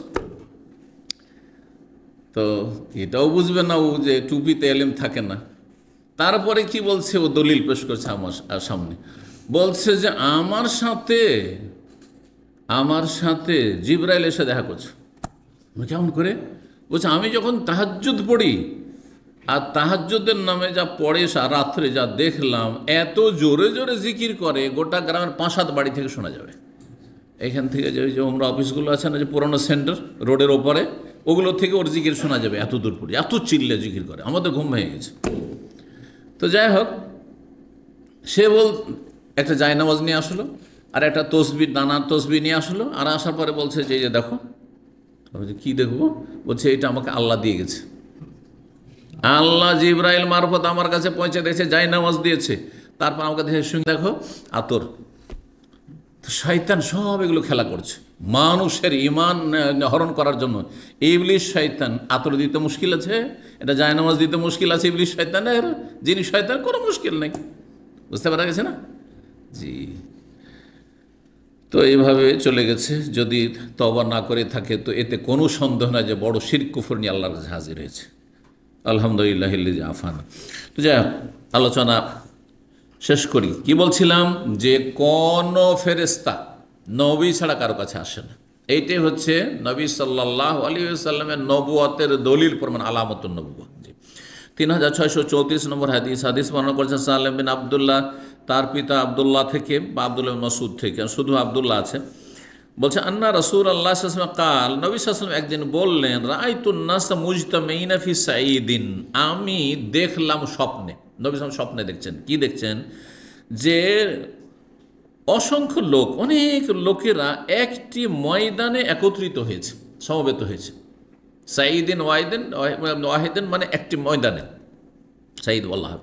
তায়াম্মামু সাঈদান তাইয়্যিবা, ভূপৃষ্ঠকে সাঈদ বলা হয়েছে, মাটি।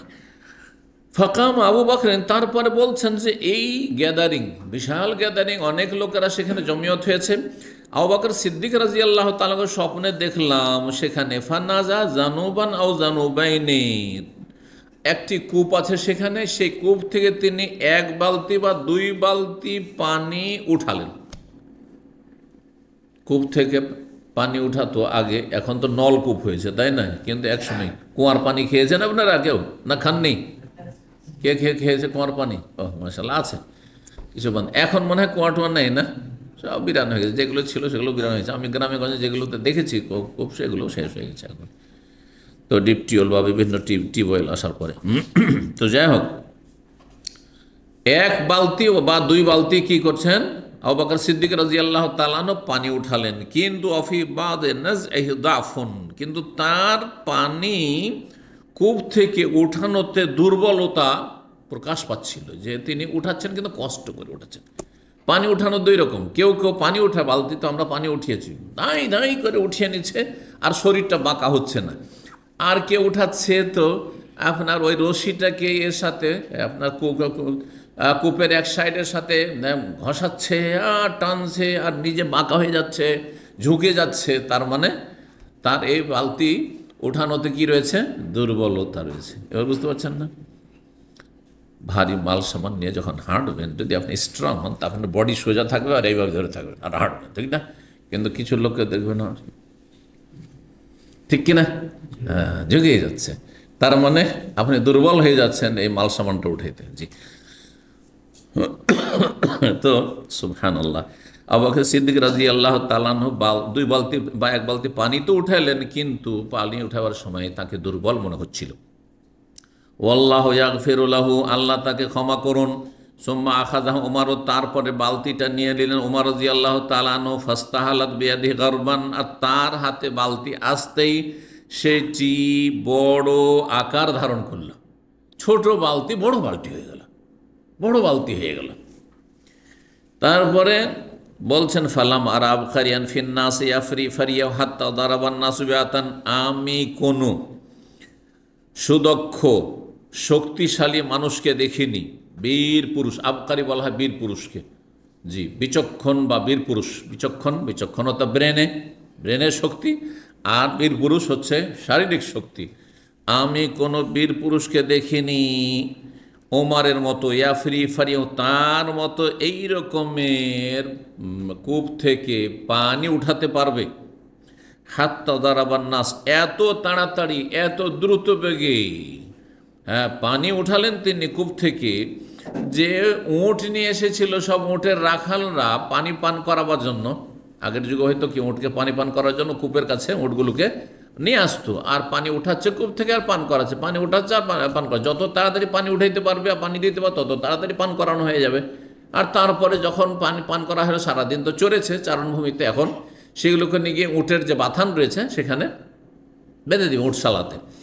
তো বলছেন হাত্তা দারাবান নাসু বিআতান, এমনকি লোকেরা উট নিয়ে গিয়ে উটশালায় পৌঁছে গেল। খুব তাড়াতাড়ি করে পানি পান করানো হয়ে গেল সমস্ত রাখালদের উটকে, আর উটগুলি উটশালায় নিয়ে চলে গেল।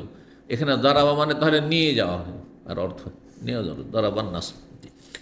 আতান বলা হয় উটশালা, যেখানে উট বাঁধা হয়, যেখানে গরু বাঁধা থাকে, ওটাকে কি বলেন? হ্যাঁ, গোয়াল তো যেটা তৈরি করা থাকে ঘরে, এমনি ধরেন ফাঁকা জায়গায় উঠানে, আর গরুর বাথান, গরু বাঁধা আছে, জি বাথান বলে না, হ্যাঁ হ্যাঁ জি। হাম্মাম বলছেন সামিত আবু হুরায়রা থেকে শুনেছেন নবী সাল্লাল্লাহু আলাইহি ওয়াসাল্লাম বলেন, ফানাজা আবু বকর জানুবান আও জানুবাইন, আবু বকর সিদ্দিক রাদিয়াল্লাহু আনহু এক বালতি বা দুই বালতি শুধু উঠিয়েছিলেন। এর এই স্বপ্নের বিবরণ কি? স্বপ্নের বিবরণ হচ্ছে আবু বকর সিদ্দিক রাদিয়াল্লাহু আনহু খেলাফত আমলটা খুব অল্প হবে, সেটা ছিল 2.25 বছর। একটু আগে বললাম না, ওই যে দুই বালতি উঠাইলেন মানে 2.25 বছর, ব্যাস খেলাফত। খেলাফতের সময়কালটা অল্প, আর তাতে দুর্বলতা থাকবে, মানে এক তো ঘরের শত্রু, ঘরের শত্রু যারা মুসলিম হয়েছিল অনেকেই বদউই যারা, হ্যাঁ বেদুইন, তারা অনেকে জাকাত অস্বীকার করে মোরতাদ হয়ে গেছিল। অনেকেই হ্যাঁ মুসাইলামা কাযযাবের এই মিথ্যুক ভণ্ড নবীর অনুসারী হয়ে গেছিল। এইসব ঘরের শত্রু, আর বাইরের শত্রু তো আছেই, বাইরের শত্রু আছেই। এদিকে এক শক্তি হচ্ছে পারস্য অগ্নিপূজক মজুসি শক্তি, আর একদিকে রোমান শক্তি, খ্রিস্টান শক্তি, সব তো আছে।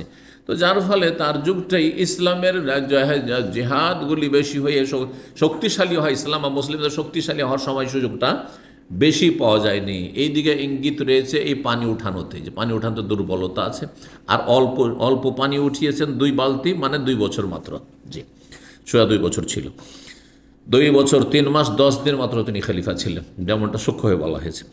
কিন্তু ওমর রাদিয়াল্লাহু যখন খলিফা হইলেন 10 বছরের বেশি খলিফা থাকলেন, এবং তার খেলাফত আমলে কোনো রকমের কলহ বিবাদ দ্বন্দ্বের কোনো সুযোগ ছিল না, আর সবগুলি বড় বিজয় সেই যুগে হয়েছে। পারস্য দেশ মুসলিমদের হাতে এসছে, রোম হ্যাঁ আর এসছে মুসলিমদের হাতে। এজা হালাকা কিসরা ফালা কিসরা বাদাও, এজা হালাকা কাইসার।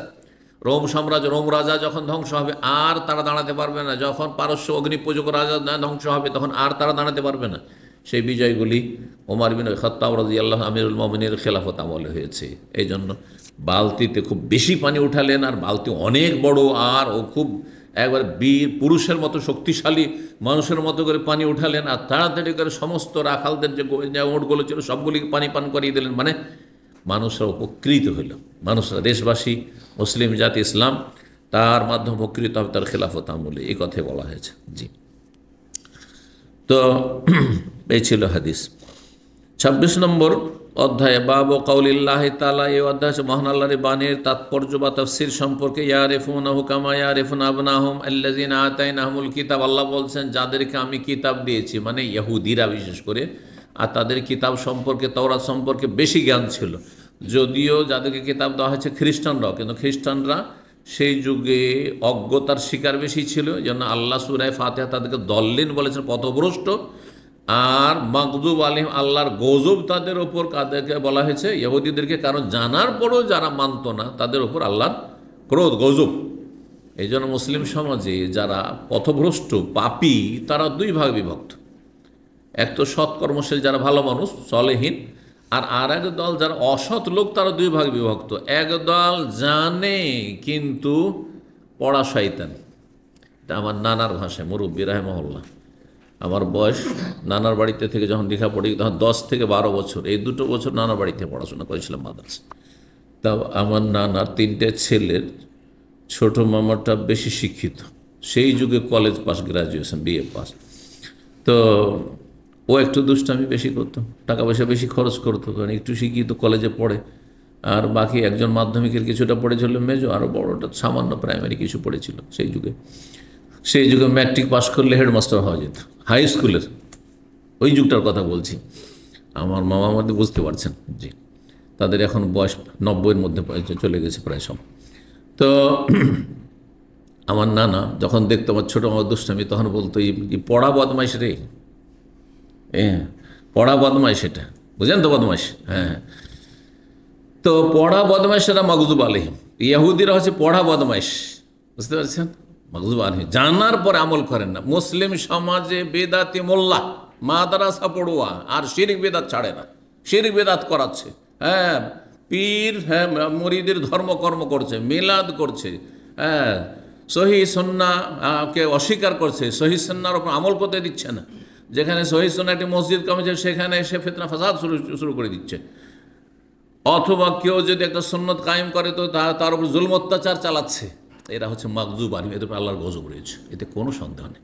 কারণ এটা ইহুদি চরিত্র, ইহুদিদের বদ চরিত্র এদের মধ্যে আছে, এদের উপর আল্লাহর গজব রয়েছে মাগজুব আলিমেরা।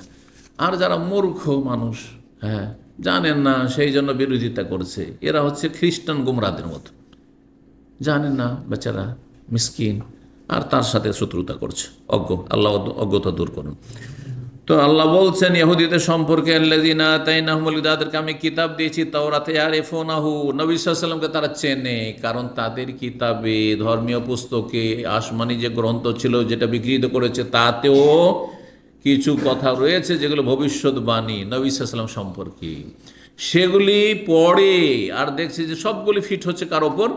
মুহাম্মদ সাল্লাল্লাহু আলাইহি সাল্লামের ওপর, এটাই শেষ নবী। তারা চেনতো কামা ইয়ারিফুন, যেমন তারা চেনতো নিজের ছেলেদেরকে। কে ছেলে মেয়েকে চেনে না?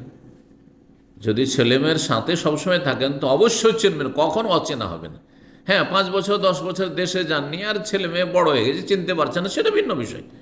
কিন্তু চোখের সামনে সবসময় ছেলে মেয়ে, অবশ্যই এমন কোনো মূর্খ নাই যে আমি ছেলে মেয়েকে মাঝে মাঝে চিনতে পারি না, আমার না অন্য কারো আছে, কেউ পাগল। তো এই ইহুদিরা ওই রকমের পাগল, যা চেনার পরও ঈমান নসিব হয়নি, হেদায়েত নসিব হয়নি, হতভাগ। ওয়া ইন্না ফারিকাম মিনহুম লা ইয়াকতুমুনাল হক, আর তাদের একটি দল যারা তাদের মধ্যে শিক্ষিত ছিল, তারা হক সত্য জেনে তারা গোপন করতো, ওয়াহুম বিআলম, জেনে শুনে, জানার পরে তারা সত্যকে গোপন করতো। সূরা বাকারা আয়াত 146, 3635 নম্বর হাদিস বর্ণনা করছেন আব্দুল্লাহ বিন ওমর রাদিয়াল্লাহু তাআলা আনহুমা, বলছে আন্নাল ইয়াহুদা জাউ ইলা রাসূলিল্লাহ সাল্লাল্লাহু আলাইহি ওয়াসাল্লাম, ইহুদিরা এক গোষ্ঠী রাসূলুল্লাহ সাল্লাল্লাহু আলাইহি ওয়াসাল্লামের কাছে আসলো, এক দল ইহুদি রাসূলুল্লাহ সাল্লাল্লাহু আলাইহি ওয়াসাল্লামের কাছে আসলো, মদিনার ঘটনা।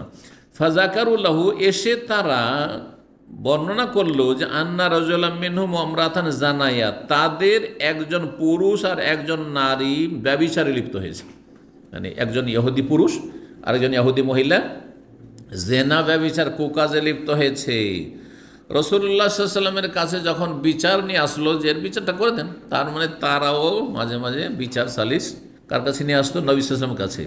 তো ঘটনাটি যখন নিয়ে আসলো, তখন নবী সাল্লাল্লাহু আলাইহি ওয়াসাল্লাম নিজেই তো বিচার করে দিতে পারতেন, কিন্তু তার সাথে তোমাদের ধর্মীয় পুস্তকে কি আছে একটু বলো তো দেখি, যাতে করে কথাটি আরও কি হয়ে যায়, শক্তিশালী হয়।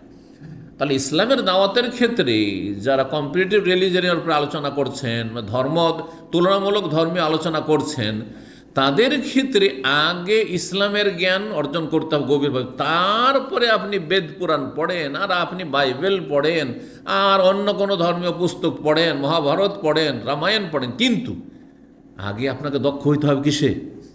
কোরআন সুন্নাহয় দক্ষ হইতে হবে, আকীদায়। এই আকীদা বুঝে না আর কি থেকে কি বলে দিয়ে বসে থাকছে আকীদা বিরোধী, আর এইদিকে তুলনামূলক ধর্ম চর্চা করে আর স্কলার। এখানে কিন্তু গুমরাহিটা রয়েছে, বোঝা গেছে না? তো নবী করিম সাল্লাল্লাহু আলাইহি সাল্লামের কাছে তো দ্বীনের জ্ঞান আছেই, হ্যাঁ, সবচেয়ে বেশি আল্লাহ প্রদত্ত এবং ওহী নাযিল হচ্ছে। তার সাথে বলে মা তাজিদুনা ফিত তাওরাতি ফি শানির রাজম, তাওরাতে তোমরা কি পাচ্ছ সংসার করা সম্পর্কে? সংসার করা বুঝেন, মানে পাথর মেরে যদি বিবাহিত পুরুষ বা বিবাহিত নারী ব্যভিচারে লিপ্ত হয়, তাহলে তার কি শাস্তি? পাথর মেরে সংসার করে দেওয়া, এটাকে সংসার করা বলা হয়, মানে পাথর মেরে মেরে ফেলা। ফাকালু, তখন তারা এই বিষয়টি তারা গোপন রাখল, জানতে দিচ্ছে না। কি বলছে? নাফদাহম, যারা ব্যভিচারে লিপ্ত হয় তাদেরকে আমরা অপদস্থ করি, অপমানিত করি। ওয়াইউজলাদুন, আর তাদেরকে বেত্রাঘাত করি, বেত্রাঘাত করি। আর অপদস্থ করা মানে কি করে? বলছে যে গ্রামে গ্রামে ঘুরিয়ে নিয়ে বেড়ায়। তারা করতো গাধার পিঠে বসিয়ে দিত, উল্টো করে গাধার পিঠে বসিয়ে দিল, আর তারপর গ্রামে গ্রামে ঘুরিয়ে নিয়ে বেড়াচ্ছে, যাই যে দেখো দেখো দেখো দেখো দেখো কি হয়েছে, হ্যাঁ, এই ব্যভিচার করেছে। এই ইহুদিদের মতো, ইহুদিদের যে মানব রচিত বিধান, এটা মানব রচিত, তাওরাতে নেই, সেই রকমই আচরণ করে এক সেই আমাদের দেশের মূর্খ মুসলিমরা। কেউ ব্যভিচারে লিপ্ত হইলে তার মাথার চুল নেড়া করে দেয়, মহিলার মাথার চুল নেড়া করে। আমি এরকম ঘটনা জানি আমার এলাকায়। ছোট্ট তখন আমি ছিলাম, তো আমরা মানে 10 বছর বয়স ছিল, নিজের চোখে দেখেনি, কিন্তু মানে গ্রামে বিচারগুলি তো রাতে সালিশ হইতো, তখন তো 8-10 বছর বয়স। তো যাই হোক, কিন্তু ঘটনা কাছে থেকে জানি।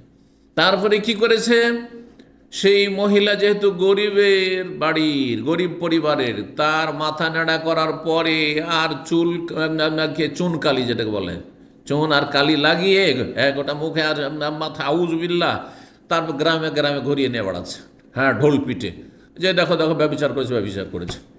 বুঝতে পারছেন কত বড় জালেমেরা। আর যেই পুরুষ জেনা করেছিল সে হচ্ছে গ্রামের সর্দার, যার ফলে তাকে বিচারে 15,000 টাকা সেই যুগে জরিমানা করলো, আর বললো যে আমি পরে দেবো, এখন দিতে পারবো না। আচ্ছা ঠিক আছে, এখন পর্যন্ত 1 পয়সা দেয়নি। এটা হচ্ছে আমাদের দেশের সামাজিক বিচার। সামাজিক বিচারের নামে কি যে জুলম অত্যাচার চলছে, আর কি যে মানব রচিত বিধানের কুফরি কাজ করছে, আল্লাহ ভালো জানে। এই সমাজ আমাদের অজ্ঞ সমাজ, আল্লাহ হেদায়েত দান করুন। এটা কিন্তু ইহুদি চরিত্র, ইহুদি আদর্শ। ইহুদিরা বলে আমরা অপদস্থ করি, লাঞ্ছিত করি আর বেত্রাঘাত করি। ফাকাল আবদুল্লাহ বিন সালাম ইহুদিদের আলেম, উনি কিন্তু শুনছিলেন, যেহেতু উনি ইসলাম গ্রহণ করেছেন, প্রথম দিনই ভাষণ শুনে নবী সাল্লাল্লাহু আলাইহি ওয়াসাল্লাম যখন হিজরত করে গেলেন, হাদিস রয়েছে মর্মে, তখন তিনি বলে কাযাব, তুমি তোমার মিথ্যা কথা বলছো। ইন্না ফিহার রাজম, তোমাদের তাওরাতের রজমের বিধান রয়েছে, হ্যাঁ, পাথর মেরে যে মৃত্যুদণ্ড দিতে হবে এর বিধান রয়েছে। ফাতুবি তাওরাতে, তোমরা নিয়ে আসো, তাওরাত নিয়ে আসো, না হলে চ্যালেঞ্জ করলে ফানাশারুহা না ফাআতাবি তাওর, তারপরে তাওরাত নিয়ে আসা হলো, ফানাশারুহা, তারপর সেটাকে খুললো, খোলার পরে তারা এখনও কিন্তু লুকাবার চেষ্টা করছে, উপরে থেকে বুদ্ধি করে যেই জায়গাটা রজমের কথা আছে ওখানে একটা হাতটা রেখে দিয়েছে, আর হাতটা রাখার পরে আগে পরে পড়ছে যে যেই করতে হবে, বেত্রাঘাত করতে হবে, এই করতে হবে। ফাওয়াদা আহাদুহুম ইয়াদাহু আলা ইয়াতির, তাদের একজন পুরোহিত কি করেছেন, হাতটা রেখে দিয়েছে রজমের যে আয়াতটি রয়েছে বা শ্লোক রয়েছে, জি, তার উপর। ফাকারা মাকাউল আহমাবাদা, তার আগের কথাগুলি পড়ছে, তার পরেরটা পড়ছে, কিন্তু রজমেরটাকে ঢেকে রেখে দিচ্ছে। ফাকার আবদুল্লাহ বিন সালামে তো জানা আছে যে কোন পাতাতে আছে, কোথায় আছে এই বিষয়টি। তখন আবদুল্লাহ বিন সালাম বলছেন যে ইরফায়া, দেখ তোমার হাতটা উঠাও, ওরাও হাতটা সরাও। ফারা ফায়াদাহ, তখন তো বাধ্য, হাত সরিয়েছে। ফাইদা ফিহা আয়াতুর রাজমে, তো দেখছে যে সেখানে রজমের আয়াত বা রজমের বিধান লেখা আছে। ফাকালু, তখন ইহুদিরা বলে উঠলো, সবাই আরও জনগণ ছিল, ইহুদি জনগণ, হ্যাঁ, তারা বলল যে সাদাকা ইয়া মোহাম্মদ, হ্যাঁ, হে মোহাম্মদ সাল্লাল্লাহু আলাইহি ওয়াসাল্লাম সত্য কথা বলেছেন। আবদুল্লাহ বিন সালাম সত্য কথা বলেছেন যে আমাদের তাওরাতেও কি আছে, রজমের বিধান রয়েছে। ফি হায়াতুর রাজমে, তাতে রজমের আয়াত রয়েছে। ফামারা বেহমা রসুল্লাহ সাল্লাম তখন নির্দেশ দিলেন এই নর নারী যে জেনাকারী ছিল তাদের সম্পর্কে, কিসের, ফারোজেমা, রজম করার জন্য, যে পাথর মেরে এদেরকে শেষ করে দাও। তাহলে আবদুল্লাহ বিন ওমর রাদিয়াল্লাহু তাআলা আনহু বলছেন, যেহেতু আবদুল্লাহ বিন ওমর সাহাবী এখানে বর্ণনা করে, সেজন্য এখানে আবদুল্লাহ বিন ওমর, তিনি বলছেন যে আমি তখন প্রত্যক্ষদর্শী এই ঘটনার, যে রজম চলছে যখন, পাথর মেরে সংসার করা হচ্ছে। ফারাআইতুর রাজুলা, সেই সময় সেই পুরুষ লোকটিকে দেখছি যে ব্যভিচার করেছিল, ইয়াজনাউ আলাল মারআতে, সেই মহিলার ওপর ঝুঁকে পড়ে, ইয়াকিহাল হাজারা, পাথরের আঘাত থেকে তাকে রক্ষা করার জন্য, ভালোবাসায়। এটার নাম হচ্ছে প্রেম, হ্যাঁ। আর এই প্রেমকে আজকাল বলছে যে প্রেম জায়েজ, ভালো জিনিস, এটা লাইলা মজনুর সুন্নাত। বুঝতে পারছেন না, আমাদের বাঙালি সমাজের মুসলিম আল্লাহ বলছে প্রেমটা খারাপ নয় যদি আপনার সৎ নিয়ত থাকে। তাহলে বাবা কিসের সৎ নিয়ত রে বাবা, প্রেম করবে একটা বেগানা মেয়ের সাথে, লুচ্চামি করবে, বলছে সৎ, আর সৎ নিয়ত, তো বলছে হ্যাঁ, বিয়ে করার নিয়তে যদি প্রেম করে তাহলে অসুবিধা নেই, এটা ভালো জিনিস। তাহলে লাইলা মজনুর কিচ্ছা কাহিনী, বুঝতে পারছেন। আর যদি প্রতারণা করে, বিয়ের প্রমিস করলো, বিয়ে করব, এই করব, আর করছে না, ধোঁকাবাজি করছে, ইজ্জত লুটে নিল আর বিয়ে করলো না, তাহলে দোষের কথা। আর ইজ্জত লুটে নিক, বাস কবুল করে নিক, হ্যাঁ, কথা বোঝা গেছে।